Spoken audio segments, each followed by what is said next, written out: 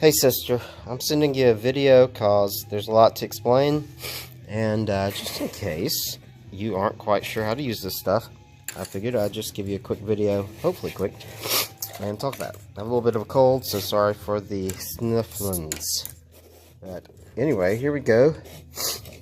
Okay, so the first thing, I'm showing you all the stuff I'm giving you, and then there's multiple of a lot of this. So these little wire clippers here, the lamp holders, and of course little light bulbs go with them. The D battery holders, though not the D batteries. Those, I have those, but they're expensive. But you can get them for free sometimes at Harbor Freight. All you have to do is buy anything, and then you can get like a whole pack of them for free. And they're not good for most things, but they're really good for stuff like this.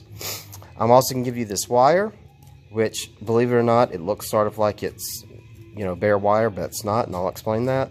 And then I'm going to send you this electrical tester of mine, which can be gotten also free at Harbor Freight. Of course, Harbor Freight wasn't in Harrisburg whenever I got these. I paid for several of them. And so you can give this one back to me if you ever get more to replace it. If not, then it's not that big of a deal. I have about 3 or 4. So, let me explain first. First, this multimeter thing right here. You need to turn it on. And there are only really 2 things that you'll use a lot. Maybe a third one. DCV, that stands for direct current volts, DC volts. And 20 is the most used number here, because anything from, you know, 0, 1, 2, 3, like a standard D-cell battery is about, it's supposed to be 1.5 is nominal, but it starts out about 1.6.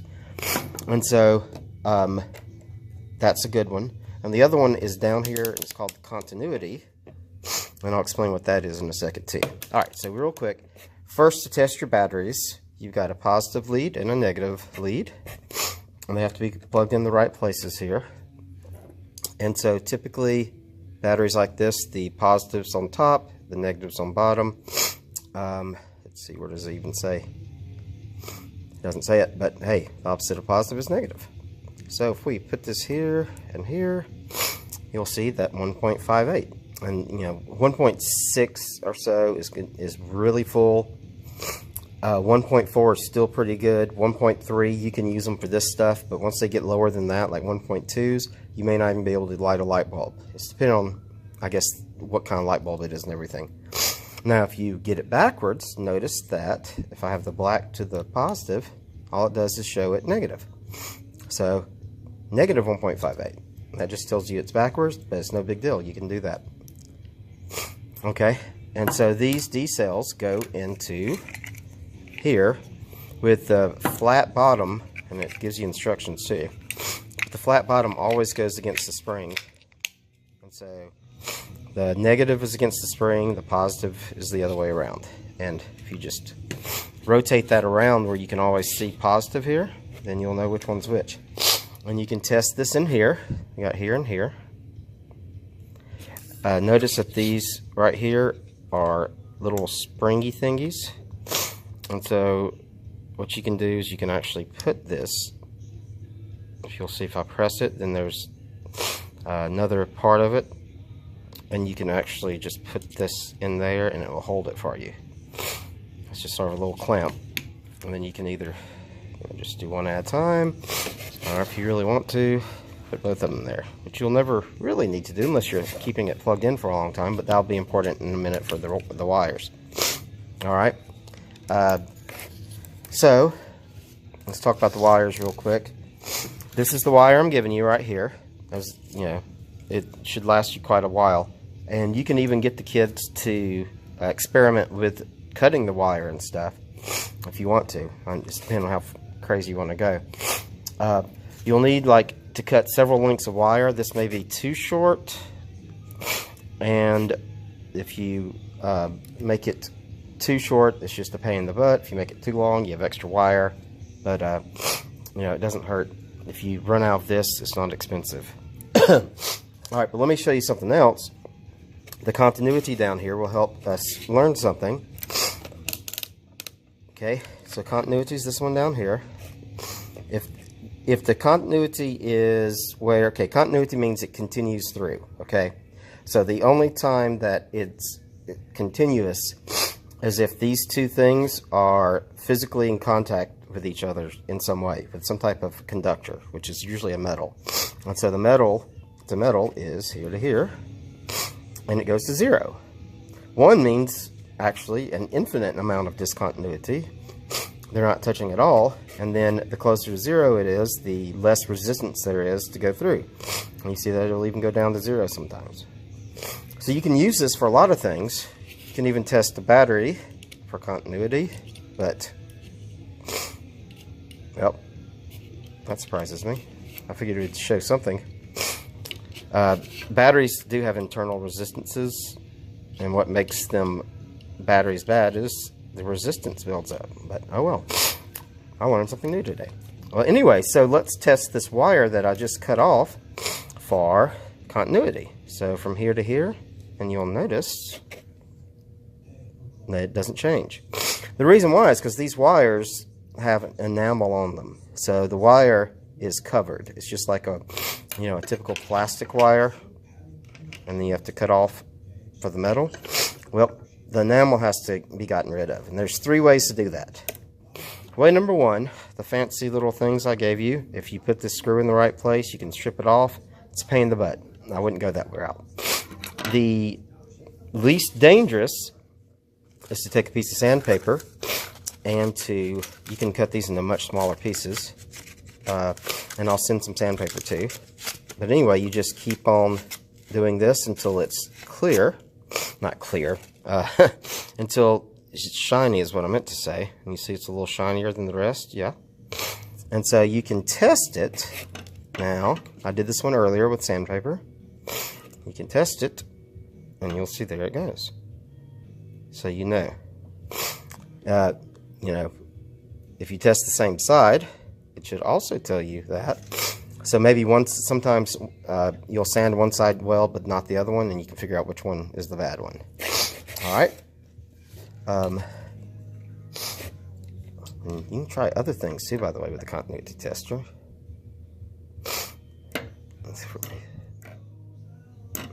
And watch this. So that's metal. That's metal that maybe, I don't know, is maybe painted.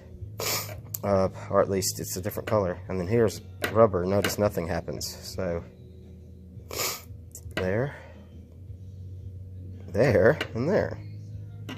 So that's pretty informative there. All right, and the other way to do this, which is a lot more fun, is you can burn the enamel off, and then it doesn't take as long to scratch it off. All right, so on this one I haven't done yet. I was going to show you how to do both.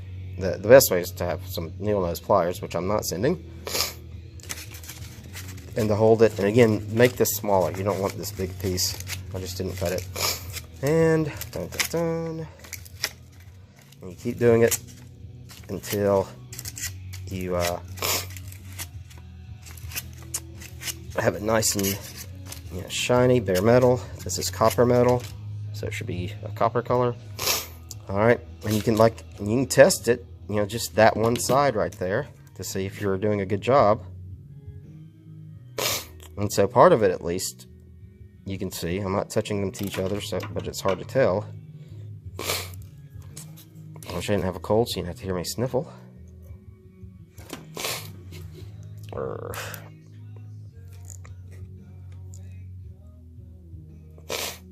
Well, there we go. So that needs to be sanded more. That's just not enough yet, because some parts work and some parts don't. So again, you can do it this way, or with the needle nose pliers. The needle nose pliers are really needed if you do the burning part. It doesn't get hot really unless you're really close to the end. And I was going to do the other end here with the lighter. This is the one you let 5th graders do, right? Anyway, so you just start burning it off. I wouldn't sit here and breathe the fumes or anything. And yes, I have an awesome lighter, don't I? Burn it till you get it nice and charred looking. And it can actually, you'll see it burn off. But it's still going to have char on it.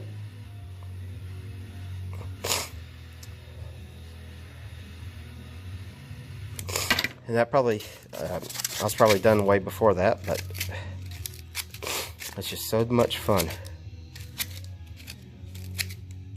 Alright.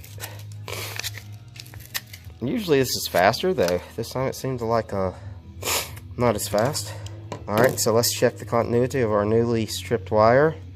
See if I did a good job. And this cools off fairly fast. You still don't want your kids touching it. And that reminds me of another thing. And look at that, see? Notice if I press it in the middle or anywhere that we didn't go, it's continuity of 1. You'd think 1 would be good, but it's not. It's actually talking about resistance, And so, there you go. And that way you'll have several wires to hook up, and you can hook up your wires by put them in this, like I said, this thing. Now, I'm also going to send you some easier wires to hook up.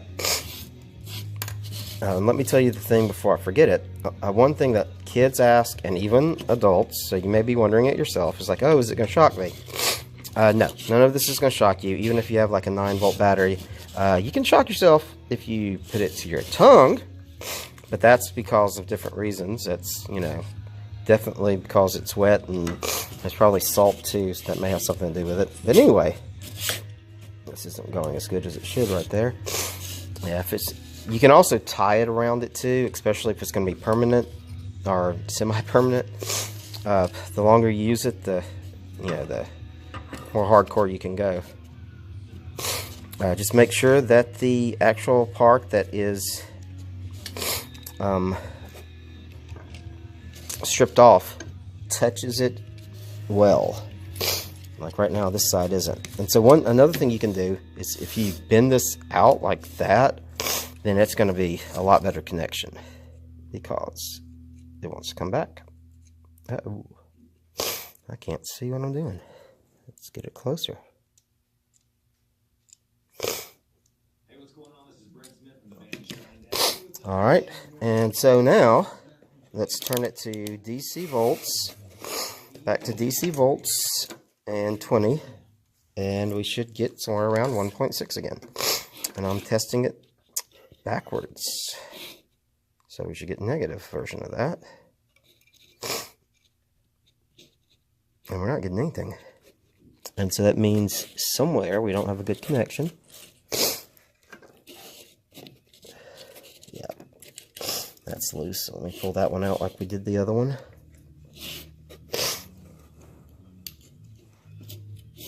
All right.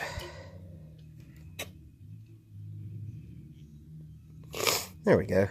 It's yeah. This could be frustrating for you and the kids if you don't have if it's not a very good connection.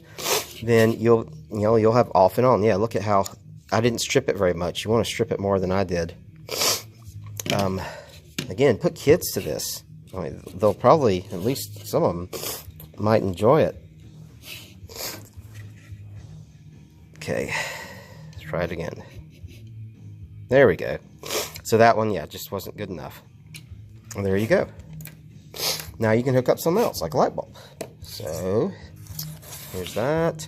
Haven't tested that light bulb yet. I'm gonna do a quick continuity test on it. Oops, it's not on continuity.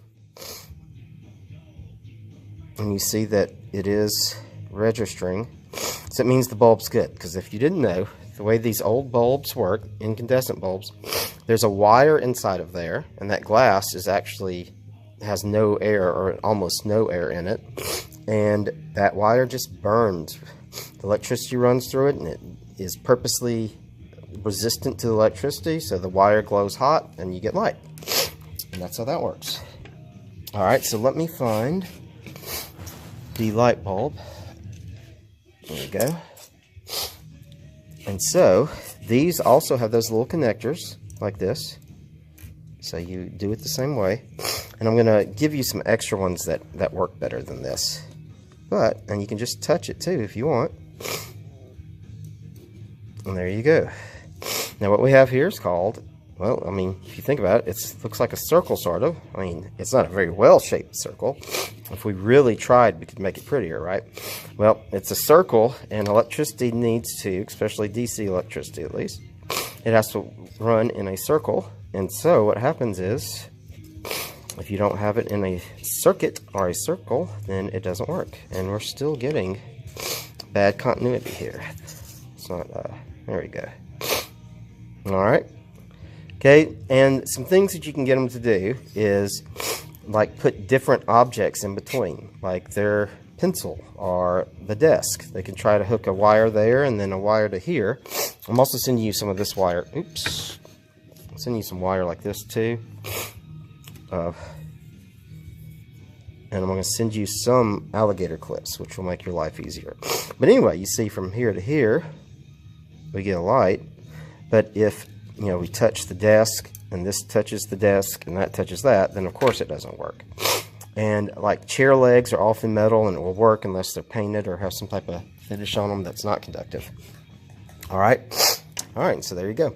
That's how you make a light work. Now, what you can do is, and this is something I don't have extra, so there's just this, excuse me, there's just one right now that I'm going to send you. It's a knife switch.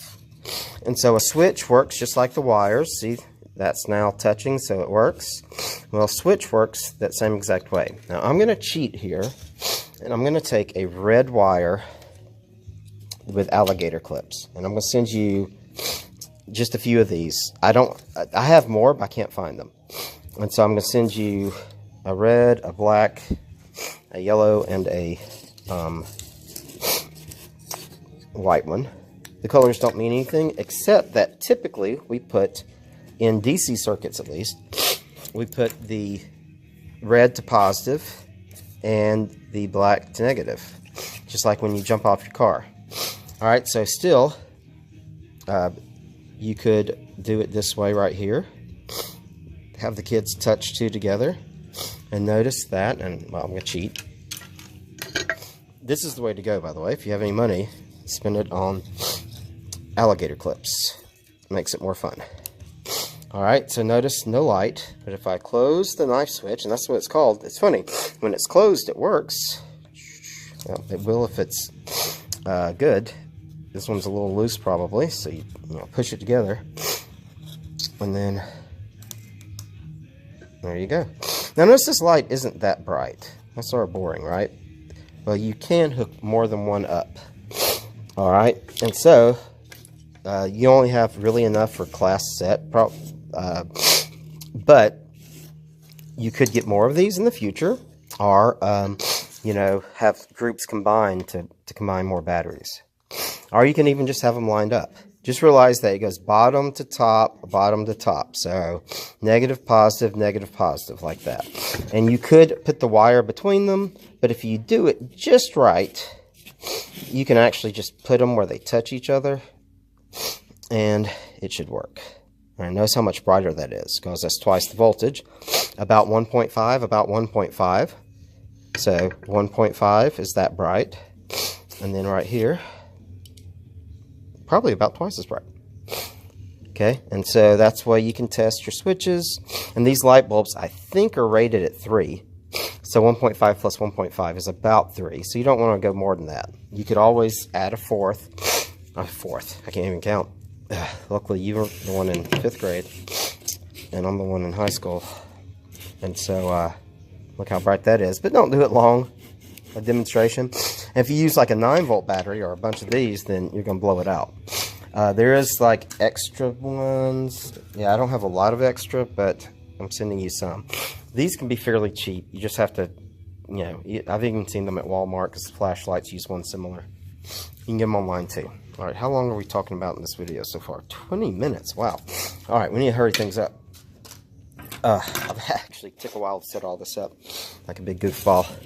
All right, and just for the fun of it, we can test when we have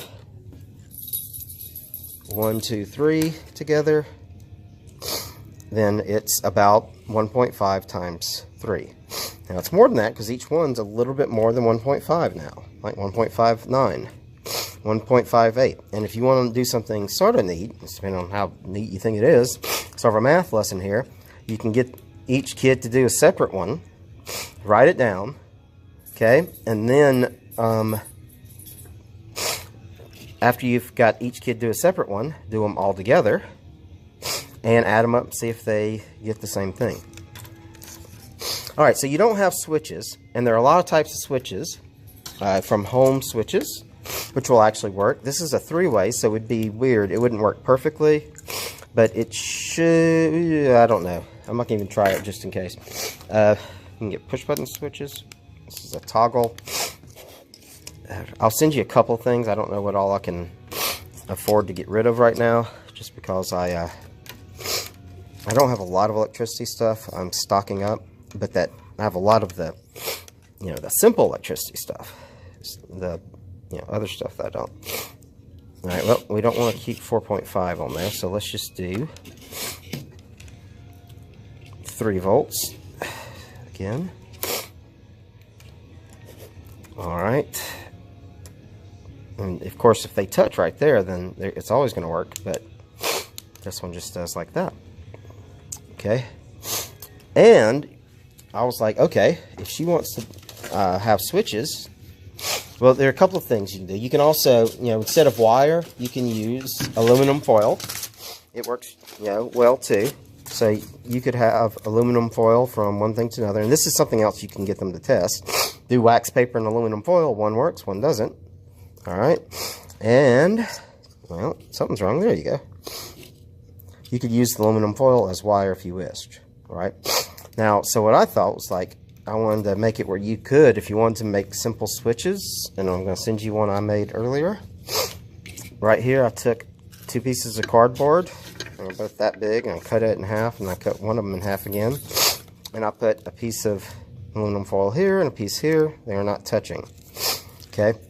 And so what you can do is, and watch the tape, because if you put this on the tape, which is a good lesson in itself, it won't work. Of course, I haven't thought about the fact that, it should work. Okay, so just make sure you tape one and then tape the other one. And then when you press down your button, let's see what's wrong. Oh, they're not touching each other. Alright, and then you get fire. And there you go. And so that's a simple switch you can have the kids build if you want. And there you go. And I'll send you that as a prototype. They could also tape these wires down. You can use Scotch tape, electrical tape may work better. I don't know, but there you go. So that's the basics. But I'm going to send you a couple other things just so they can test. All right. One thing they can test is a buzzer. And I think the buzzer is a 12-volt buzzer, so it probably won't do anything with 4.5 volts right here.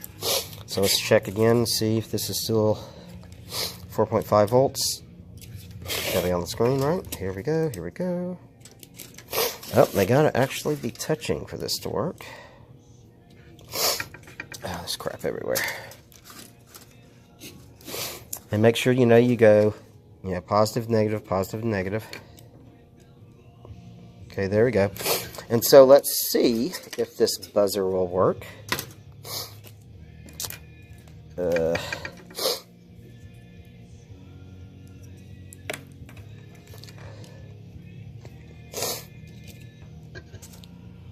Alright. I'm going to send you one buzzer. A little anemically it will. That's not so bad. But if you get a 9-volt battery, then it works a lot better. So, for a 9-volt battery, you notice it says positive, negative 2. By the way, most of these things, in fact, everything I'm sending you, well, if I send you some LEDs, it will matter. And I don't have any out, but I'll grab one in a minute to show you what that means. Okay, alright, so here's 9 volts, or at least it should be 9 volts. And I use a battery snap on this, but I don't have extra ones to send. Alright, again, test it to make sure it works. Okay. And way down here, you can see that it is. Yep, this battery's a little dead, but that is good enough for what we're doing. And so let's test the buzzer again. It does have black and red, but I don't think it matters. So a little louder. And then just to show you, it should not matter which way you go. Though I could be wrong. Wow, I've learned something else. Seriously? Huh. Alright, these buzzers must be different than ones I've used in the past. Anyway, the light bulbs, normal light bulbs won't matter. Buzzer will. Okay, I'm also going to send you a little motor too to test. And this one is really finicky if you don't use, and let's use, because I think the motor is probably 3 volts. I don't know that for sure. It will take more than 3 volts, but you don't want to go too crazy. But this one definitely doesn't care which way. It'll spin one way with one voltage and the other with the other, and then you can see it go. So it's going this way, it's going counterclockwise, and then here it's going this way, clockwise. So there you go. Of course, you could like add things together and do more. One thing that you could do is put a light and a motor in, or put 2 lights in and see how they behave differently with the same number of batteries. And so here I've got now 3 volts going to it, and it is much more vigorous. 9 will probably be too much. I don't know what it's rated at, but one thing you can do is like, oops. Yep, almost knocked that over. These are computer fans, and they are 12 volts. So, I mean, people can find parts anywhere. Old computers have computer fans in them. You can cut the wires. Matty Dog is crying. I hear him. He may need to go outside. But anyway, you could use those with 9-volt batteries. All right, what else do I have to show you? I'm going to send you maybe 1 or 2 of these photovoltaic. Oh man, I can't say it. Photovoltaic cell. Yeah. And so, in other words, it's a solar panel. But it's just one little bitty solar panel. Maddie, can you wait just a little bit longer, man? Anyway, and so it puts out a very small amount of voltage. And you'll see 0.03. But if you shined a light on it or took it outside, it would go more. Also, you can hook, and that's why I'm going to send you 2. If you hook them together where it goes in order from, you know, black to red, and goes around, then you'll see, hey, calm down, hey dog. You'll see that you'll get more than previously. Theoretically, you should get twice as much, but, you know, one could be cleaner, one could be better at conducting. These are cheap little things. Not conducting, but better at doing its thing. It's a big old solar thing. I'm sorry, I don't feel well. Probably should have done this another night. But anyway, and this is New Year's Eve. I'm doing this, by the way. I definitely didn't feel like hanging out with friends. Alright, so they both face up. Let's test this. Again, alligator clips make your life a lot easier for this stuff. And we're not getting much of anything. One of them may be bad. I don't know. I'll try to test them before I send them to you. Oh, no. There we go. 0.0. Let's see. 0.04. It went up to 0.06. If I just lifted these up in the air closer to the lights, they'd do better. Okay, what else? That may be about it. There's other stuff. I just don't have a lot that can send. I'll send you a piece of copper metal and a piece of, I think this is aluminum, but maybe zinc. Zinc would be more interesting because you can find, yeah, this is zinc. I'll send you that. And if you get pencil leads, not the pencil itself, but the lead. So get a pencil lead from a mechanical pencil, then it will actually conduct electricity just like a wire, which is pretty cool. Oh, there is one more thing. This right here, a little speaker. I don't have a speaker to send you, but it'd be cool if you picked up a speaker You know, just a little tiny one. You can find them from, you know, objects you're going to throw away, like old TVs. You could tear it apart. Now, you may not want to do it. Maybe Reese or your kids would. But anyway, you can see it makes a noise. All that's in here is a little electromagnet, which is something else you could make. You have the wire to do it, and you want the wire to be unstripped if you make it. Just the very ends you hook to the battery would be for the electromagnet. Anyway, and so what it's doing is it's pulling the electromagnet back and forth, and if you do that in the right way, the vibrations cause, you know, sounds, and that's how, you know, typical radio speaker type thingies work. Anyway, Maddie is crying. I can't breathe hardly, and I'm gonna let you go. It is 30 minutes worth of video. I may have to split this into more than one. I should have thought of that beforehand, so who knows. But anyway, hope you enjoy the stuff. Play with it, have the kids play with it, and it'll be cool. All right.